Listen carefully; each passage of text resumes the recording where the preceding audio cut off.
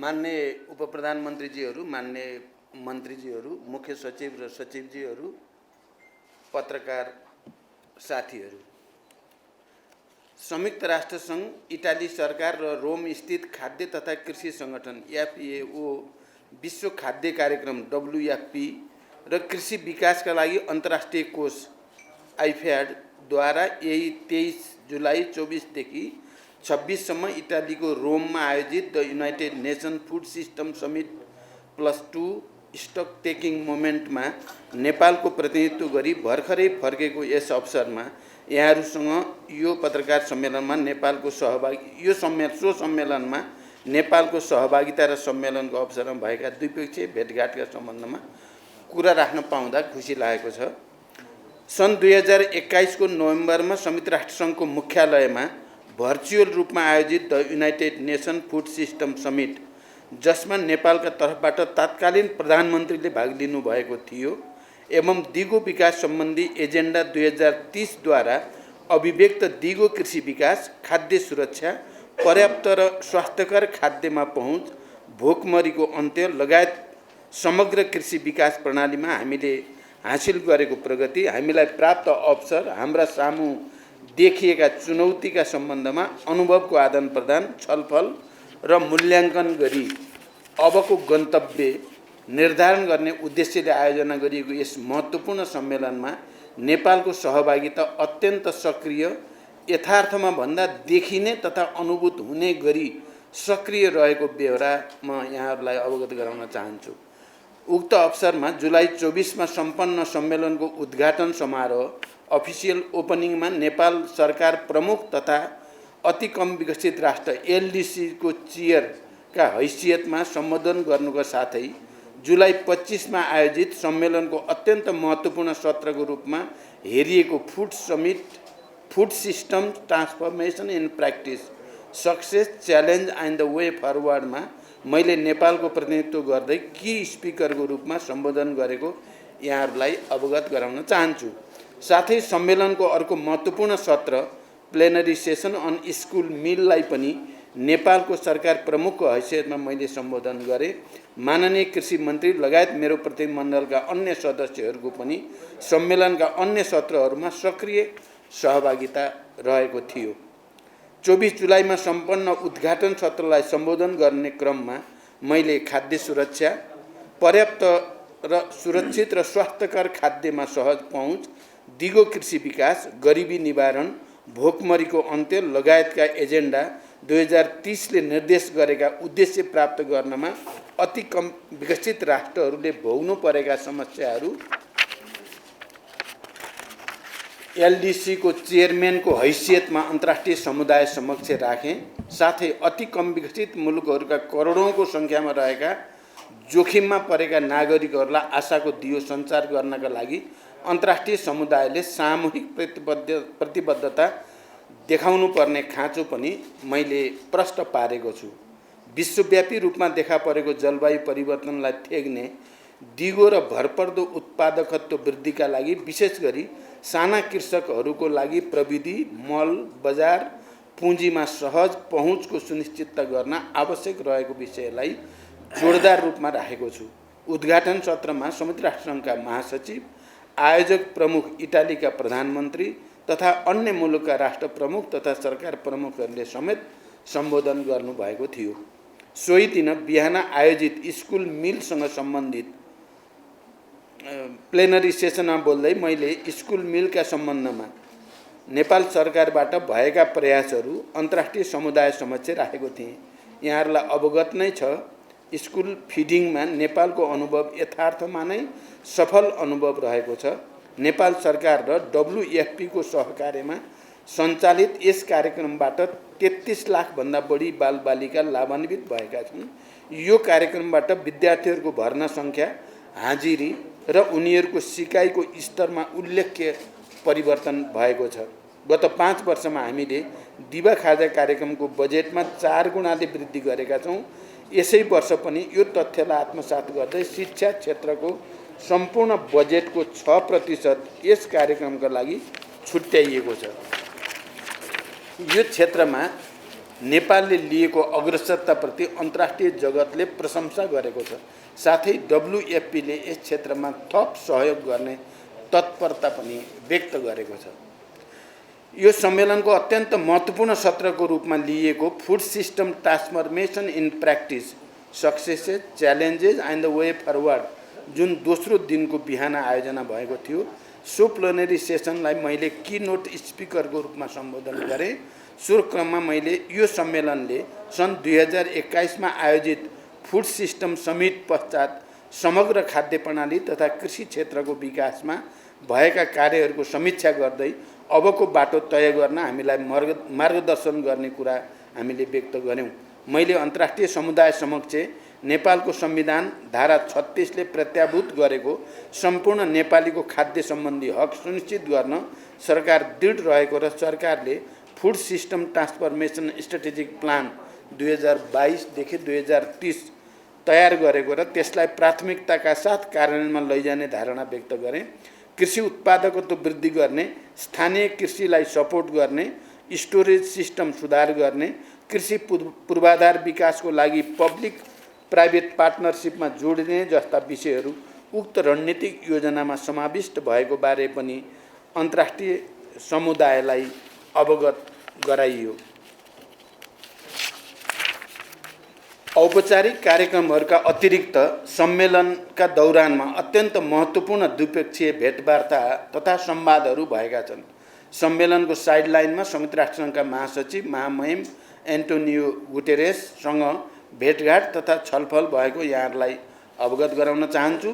So अवसरमा संयुक्त राष्ट्रसङ्घ र नेपाल बीचको सहकार्य तथा सहयोग, विश्व शान्तिमा नेपालले पुर्याएको योगदान, मल्टिल्याटरलिजम, क्लाइमेट चेन्ज, गरिबी निवारण तथा खाद्य सुरक्षा जस्ता विषयमा छलफल भएको थियो। उक्त अवसरमा मैले उहाँलाई उपयुक्त समयमा नेपाल भ्रमण गर्नका लागि निमन्त्रणा गरेको छु र सो निमन्त्रणालाई उहाँले सहर्ष स्वीकार गर्नुभएको छ। उहाँ नेपालप्रति चासोका साथ जानकारी राख्ने शुभचिन्तक रहेको बारे यहाँहरूलाई जानकारी नै छ। उहाँ छिटै नै नेपाल आउने प्रतिबद्धता व्यक्त गर्नुभएको छ। यसै गरी खाद्य तथा कृषि सङ्गठन FAO का डाइरेक्टर जनरल डाक्टर चु दोन्ग्यू, विश्व खाद्य कार्यक्रम WFP का एक्जिक्युटिभ डाइरेक्टर मिसेज क्लिन्डी हेन्सले म्याकेन र कृषि विकासलाई अन्तर्राष्ट्रिय कोषका प्रेसिडेन्ट डाक्टर अल्भारो लारियोसँग समेत भेटघाट तथा छलफल भयो। उक्त छलफलहरू नेपालको ती सङ्गठनहरूसँगको सहयोग तथा विकास साझेदारी, नेपालमा ती को सहयोगमा सञ्चालित आयोजनाहरूको कार्यान्वयन, नेपालको कृषि विकास, ग्रामीण विकास, खाद्य सुरक्षा, गरिबी निवारण तथा ती सङ्गठनहरू अब हुने साझेदारी तथा सहयोगका सम्बन्धमा केन्द्रित रहेका थिए। यहाँहरूलाई अवगत नै छ, FAO, WFP, IFAD तीनै सङ्गठनले नेपालको कृषि विकास, ग्रामीण विकास, खाद्य सुरक्षा, गरिबी निवारण, महिला किसानहरूको जीवनस्तर सुधार जस्ता विषयमा लामो समयदेखि नेपालसँग सहकार्य गर्दै आएका छन्। यस सन्दर्भमा खास गरी FAO का डाइरेक्टरले त तुरुन्त नै नयाँ आयोजना नेपालमा ल्याउने र उत्पादन वृद्धिमा विशेष सहयोग गर्ने प्रतिबद्धता व्यक्त गर्नुभएको छ। सम्मेलनको दौरानमा बङ्गलादेशका प्रधानमन्त्री महामहिम शेख हसिनासँग महत्त्वपूर्ण द्विपक्षीय भेटघाट भएको छ। यहाँहरूलाई अवगत नै छ, नेपाल र बङ्गलादेश बीच अत्यन्त सुमधुर र मैत्रीपूर्ण सम्बन्ध रहिआएको छ। सो भेटघाटमा नेपाल र बङ्गलादेश बीचको मैत्रीपूर्ण सम्बन्ध, आपसी सहयोग, क्षेत्रीय सहयोग, अन्तर्राष्ट्रिय मञ्चहरूमा नेपाल र बङ्गलादेश बीचको सहकार्य जस्ता विषयहरूमा हार्दिक र सौहार्दपूर्ण छलफल भएको थियो। यहाँहरूलाई अवज्ञात नै छ, बङ्गलादेश सरकार नेपालमा उत्पादित जलविद्युत खरिद गर्न इच्छुक रहेको छ। आर्थिक अन्तर्निर्भरताको यो अत्यन्त महत्त्वपूर्ण आयाम अब कार्यान्वयनको चरणमा रहेको छ। हालै मैले गरेको छिमेकी मित्र राष्ट्र भारतको औपचारिक भ्रमणका क्रममा नेपालले भारतीय भूमि भएर नेपालको जलविद्युत बङ्गलादेशमा निर्यात गर्ने सहमति भएको छ। त्यसलाई यथाशीघ्र औपचारिकता दिई जलविद्युत निर्यातको ढोका खोल्ने हाम्रो प्रयासले सार्थकता पाउँदैछ। बङ्गलादेशका प्रधानमन्त्रीसँग यो विषयमा अत्यन्त महत्त्वपूर्ण कुराकानी भएको छ र उहाँहरूको यो स्वतन्त्रताको 50औं वर्षको उपलक्ष्यमा मलाई निम्ता पनि दिनुभएको छ र मैले सकेसम्म बङ्गलादेश आउने भनेर भनेको पनि छु। भ्रमणकै क्रममा मैले एनआरएनए इटालीद्वारा आयोजित कार्यक्रममा भाग लिई त्यहाँ रहेका नेपाली समुदायसँग विभिन्न विषयमा छलफल गरेको समेत अवगत गराउन चाहन्छु। नेपाली समुदायका तर्फबाट केही महत्त्वपूर्ण विषयहरूमा सहजीकरण गरिदिनका लागि सरकारलाई आग्रह भएको छ। ती विषयहरू समाधान गर्न सकेमा विदेशमा बस्ने नेपालीहरूलाई सहज सेवा पुग्ने, नेपालको निर्यात बढ्ने र नेपाल र मित्र राष्ट्रहरूबीच सम्बन्ध थप सुमधुर हुने मैले विश्वास लिएको छु। सो सम्मेलनमा म अत्यन्त व्यस्त रहेँ। सम्मेलनको पहिलो दिन त बिहान 9 बजेदेखि बेलुका 9 बजेसम्म करिब 12 घण्टा एफएओको परिसरभित्र सम्मेलनमा सहभागिता र बैठकहरूमा व्यस्त रहेँ। केही बचेको समय समेत इटालीको आर्थिक, सामाजिक र सांस्कृतिक क्षेत्रमा गरेको विकासको अवलोकन गरेको छु। प्लेनमा चढ्नुभन्दा केही समय अगाडि मात्रै रोमको ओलम्पिको फुटबल स्टेडियमको अवलोकन पनि गरेँ। त्यो अवलोकन गर्न लायक रहेछ। फुटबल क्षेत्रमा उनीहरूले गरेको प्रगतिबाट हामीले पनि सिक्न सकिने धेरै कुरा भएको महसुस गरियो। यसरी सम्मेलनमा देखिएको नेपालको सक्रिय सहभागिता र सम्मेलनको दौरानमा भएका महत्त्वपूर्ण भेटघाटहरूबाट यो भ्रमण एउटा सफल भ्रमणको रूपमा रहेको पाएको छु। समग्रमा यो भ्रमणबाट अन्तर्राष्ट्रिय मञ्चमा अझ विशेष गरी संयुक्त राष्ट्रसङ्घीय मञ्चहरूमा नेपालको छवि एक स्वतन्त्र, सार्वभौम, संयुक्त राष्ट्र समग्र मल्टिल्याटरलिजमप्रति प्रतिबद्ध मुलुकको रूपमा अझ बढी मुखरित हुन पुगेको मैले विश्वास लिएको छु। मैले सुरुमा पत्रकारहरूको अगाडि राख्ने करिब करिब त्यहाँ भएका कामहरूको प्रेस नोट यही नै हो। मलाई लाग्छ अब यसमा सबै कुरा आएको हुनाले तपाईँहरूको प्रश्नको उत्तर भइसक्यो होला जस्तो लागेको छ। तैपनि केही छ भने राख्न सक्नुहुन्छ।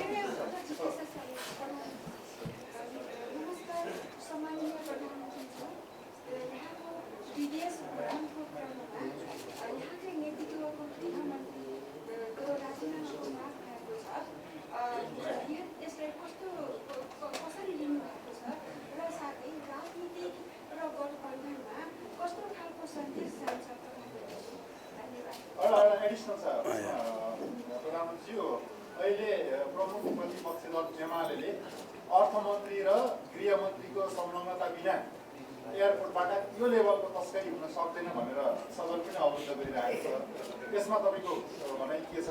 र सँगसँगै तपाईँले कृषिका सबै फेरिस्त सुनेर आउँदा स्वदेशमा लम्पी स्किन रोगबाट 30,000 पशुपक्षी मरिसकेका छन् र तपाईँका संयन्त्रहरू चाहिँ कति पनि यसमा जिम्मेवार भएको देखिँदैन। यो रोग नियन्त्रणका लागि कति पनि जिम्मेवार भएको देखिँदैन। बरु बजेट कटौती भएको विषयमा पनि अहिलेसम्म केही ठोस भएको छैन। आर्थिक वर्षको 15 दिन सक्ने लागेको छ। प्रधानमन्त्रीले यो किसानका दुःख भुल्नु भएको हो कि यो सरकार संवेदनशीलै नभएको, यसको बारेमा पनि स्पष्ट जवाफ दिनु होला। धन्यवाद। अरू सकियो जस्तो छ। पहिलो कुरा म अहिले चाहिँ अब इटालीमा राष्ट्रसङ्घको खाद्यसँग सम्बन्धित कार्यक्रममा सहभागी भएर आएको हुनाले मैले तपाईँहरूले प्रश्न यसैसँग सोध्नु होला सम्बन्धित भएर भनेको, अर्को सोध्नुभयो। अब म साथीहरूसँग कुराकानी गर्छु। एउटा चिज भने अब मैले प्रश्न भन्नुपर्छ, राजनीतिक उद्देश्यको निम्ति हत्तरपत्त प्रधानमन्त्रीको राजीनामा मागिहाल्ने, गृहमन्त्रीको राजीनामा मागिहाल्ने, अर्थमन्त्रीको राजीनामा मागिहाल्ने जो संस्कार बस्न खोजेको छ त्यो राम्रो होइन। प्रधानमन्त्री, गृहमन्त्री, अर्थमन्त्रीलाई स्पष्टीकरण राम्रोसँग दिने मौका पनि नदिनकन राजीनामा दिने भए देऊ, नत्र भने सदन चल्न दिँदैनौँ भनेर पहिल्यै घोषणा गर्ने कल्चर, यो राजनीतिक कल्चरले हामीलाई राम्रो ठाउँतिर लाँदैन। म यति भन्न चाहन्छु। अरू घटनाक्रम के भएको छ भन्ने कुरा मैले उपप्रधानमन्त्रीज्यूहरू, मन्त्रीहरूसँग कुरा गरिसकेपछि मात्रै अनि भन्न सक्छु मैले। पहिलो कुरा। अब दोस्रो कुरा, लम्की स्किनको बारेमा हामी पहिले पनि क्याबिनेटमा पनि र मन्त्रालयमा पनि हामी लगातार छलफल गरेर धेरै हदसम्म तपाईँले भने जस्तो स्थिति होइन।